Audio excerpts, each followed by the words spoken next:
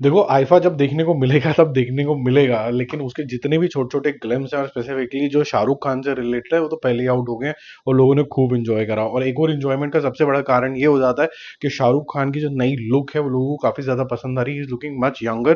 तो बड़ा क्लियर हो चुका है कि किंग में उनकी किस तरीके की लुक होगी और काफी फिट लग रहे हैं। मेरे को काफी ज्यादा अमेजिंग लगा कि इस लेवल की फिटनेस और एनर्जी डांस स्टेप्स जो थे विकी कौशल के साथ वो बहुत अच्छे तरीके से मैच करे। लेकिन यहाँ शाहरुख खान वो छोटी मोटी कुछ ना कुछ नोक झोंक या छोटी मोटी कंट्रोवर्सी हमेशा से हुई है। तो एक कंट्रोवर्सी ये हुई है कि बहुत ही अच्छे तरीके से एक जिसे कहते हैं ना एक वर्ड से दूसरा वर्ड पकड़ के इंट्रोडक्शन देना कि यार कितनी अच्छी मूवीज बनी लास्ट ईयर। तो उन्होंने अपने से ही बोला कि बेटे को हाथ लगाने से पहले बाप से बात कर। और फिर रानी मुखर्जी की मूवी के लिए बोला कि माँ ने बोला कि बच्चों को हाथ लगाने से पहले माँ से बात कर। और फिर उल्टा हो गया एनिमल के अंदर कि बाप को हाथ लगाने से पहले बेटे से बात कर। और फिर जब गदर का इंट्रोडक्शन आया तो उन्होंने बोला कि आपस में पता नहीं क्या बोला बाप बेटे ने, लेकिन अच्छा लगा। तो लोगों को काफी ज्यादा कैजुअल लगा वो कि यार सबका इंट्रोडक्शन इतना अच्छा अच्छा हुआ। पॉनियन सेल्वन के बारे में बात हुई, बट ये वाली बात जो है किसी ने एक दूसरे को कुछ भी कहा, जैसे बड़ी कंफ्यूजन वाली पिक्चर थी, समझ ही नहीं आई हमें तो। लेकिन फिर भी चल गई, तुक्का हो गया ये तो वो लोगों को थोड़ा सा ज्यादा हजम नहीं हुई बात। और मैंने देखा कि काफी सारे लोगों ने उसके ऊपर रिएक्ट किया।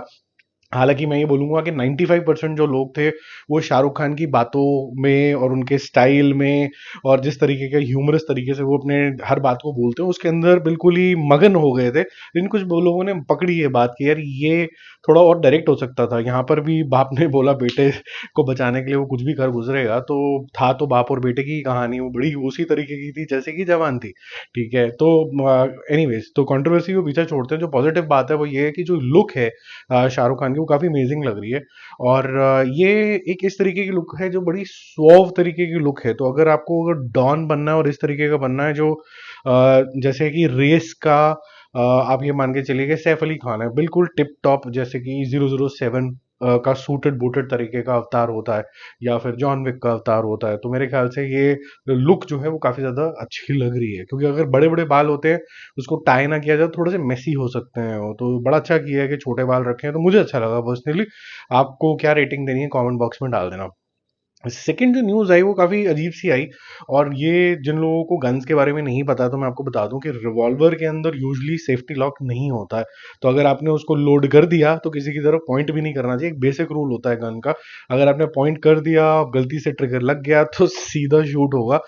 और जो पिस्टल्स आती हैं टिपिकली जिसमें ऐसे करके आपकी मैगजीन निकलती है, उसके अंदर क्या होता है कि सेफ्टी लॉक्स कई सारे होते हैं। तो क्लीनिंग के टाइम के ऊपर भी आपके हाथ से नहीं होते हैं यूजुअली। तो गोविंदा साहब अपनी रिवॉल्वर के साथ कुछ क्लीनिंग श्लीनिंग कर रहे होंगे, अपने घुटने के अंदर उन्होंने गोली शोली मार ली और अब ऑपरेशन होके वो ठीक ठाक है ऐसा बताया जा रहा है। काफी सारे जो फिल्मी दुनिया के लोग हैं they have gone to visit him and मैं wishing him great recovery and speedy recovery सोटो से। बट मुद्दे की बात यह है कि ये जो बंदूकें बंदूकें होती हैं ये थोड़ा सा खेलने खालने की चीजें नहीं होती हैं, चाहे आपके पास लाइसेंस गन हो। थोड़ा सा सेफली करना चाहिए। कई के लोग तो शादी ब्याहों में भी डुम डुम करते रहते हैं और हादसे भी खूब सारे होते हैं। तो मुझे ऐसा लगता है कि जो इनकी गन होगी वो 0.32 कैलिबर की होगी, क्योंकि अगर गोली है वो पैर के अंदर रह गई है तो वो ज्यादा कैलिबर की नहीं होगी। तो अगर इससे बड़ा कैलिबर होता 0.45 वगैरह कुछ होता तो वो तो पूरा छेद ही कर देती पैर के अंदर। So he is just been lucky कि कोई ज्यादा जो कहते हैं ना खतरनाक सा वेपन नहीं था जिसके साथ ये खेल रहे थे। एनीवेज एक बहुत ही इंटरेस्टिंग सी सीरीज थी जिसका अनाउंसमेंट आ गया कि कब रिलीज होने वाली है, स्क्विड गेम्स। और ये दुनिया में सबसे ज्यादा चलने वाली एक सीरीज है नेटफ्लिक्स के लिए। इसका सीजन 2 आ चुका है। एक जो इसका टीजर आया है ये ओके सा टीजर है, मैं ये तो नहीं बोलूंगा it just a preparation.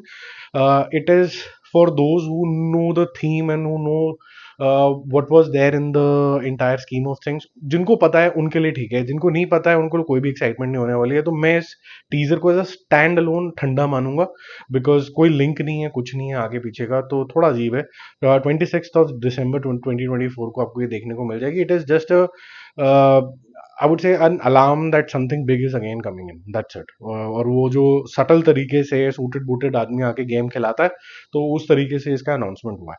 Third number पे काफ़ी शेमफुल सी बात है। फोर्थ नंबर की बात जो हम करने वाले हैं, अब देखो पीछे जोकर वाला इंसिडेंट हुआ था, प्रभास वर्सेस अरशद वारसी वाला।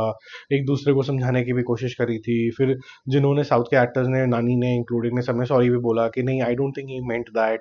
फिर कल परसों में ये भी बात हुई कि भाई बहुत ही क्लियरली कि अरशद वारसी का जो मानना था वो ये मानना था कि जो कैरेक्टर है ये थोड़ा सा जोकरिश टाइप हो गया। मैं कैरेक्टर को बोल रहा था, मैं हीरो को नहीं बोल रहा था, हीरो तो बहुत अच्छा था, Prabhas doesn't need to prove himself. ये सब तो हुआ, लेकिन बख्शा नहीं फैंस ने। तो बंदा सिंह चौधरी का जो टीजर आया है आज, जिसके अंदर अरशद वारसी लीड प्ले कर रहे हैं, और वो वाला जो टीजर है इफेक्टिव है बहुत। ये तो नहीं बोलूंगा बहुत ब्रिलियंट है, लेकिन लोगों ने मौका नहीं छोड़ा और खूब तरीके की बैंड बजाई। इसके अंदर बोला गया है कि जब पंजाब में कुछ क्राइसिस हुए तो कुछ एक रियल सिचुएशन बन गई थी जहाँ पर हिंदुओं को बोला था कि यहाँ से बाहर निकलो। तो एक जना अपने घर को छोड़ना नहीं चाहता था, और कैसे उसने फाइट किया या फिर नहीं फाइट कर पाया, लेकिन ब्रेवरी दिखाई। जो भी ये स्टोरी होगी रियल कहानी से इंस्पायर्ड है। हालांकि मेरा मानना तो ये है कि चाहे वो हिंदू, मुस्लिम, सिख, ईसाई, अब जैसे भी हैं, वो जुड़ गए हैं अब हिंदुस्तान से, तो सारे पहले तो इंडियन ही है। मेरा मानना पर्सनली ये है। बट जब ये डिवाइड हो जाता है, मॉब मेंटालिटी आ जाती है, तो फिर कुछ भी हो सकता है। तो यहाँ पर फोकस वैसा किया गया, मच लाइक जब गदर आई थी, तो उसके अंदर भी कम्युनल थोड़े से पंगे हो गए थे, तो यहाँ पर भी थोड़े कम्युनल पंगे हो जाते हैं।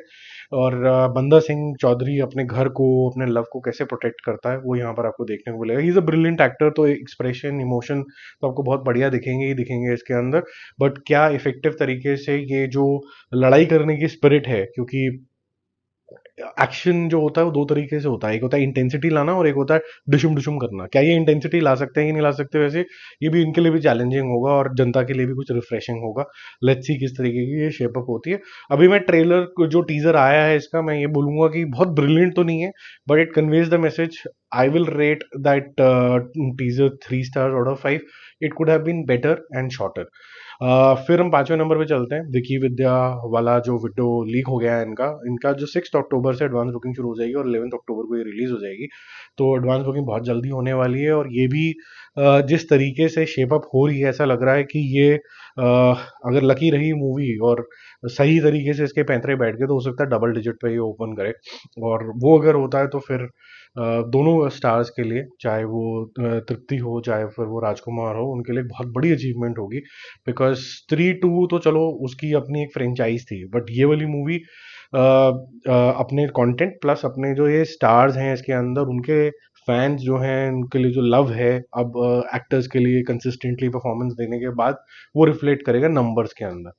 6 नंबर पे वितयन का जो ट्रेलर है वो आपको 2 अक्टूबर को कल देखने को मिल जाएगा।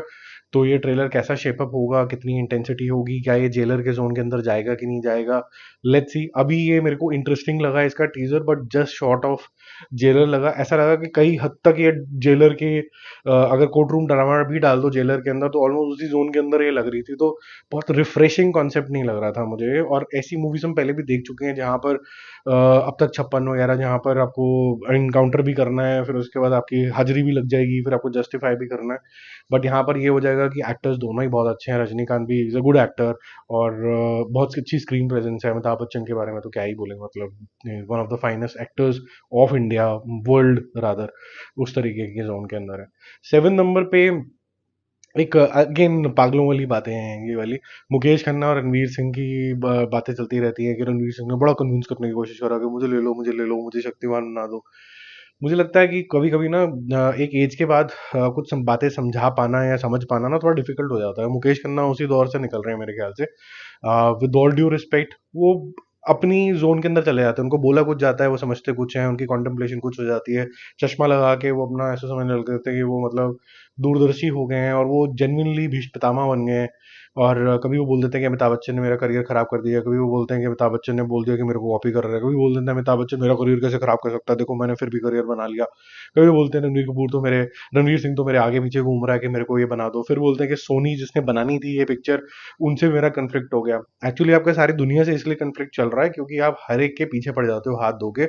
आपकी जो टंग है उसके ऊपर आपका कोई कंट्रोल नहीं है, और जो आपके दिमाग के घोड़े वो किसी भी डायरेक्शन में चले जाते हैं। You don't know how to respect people around you.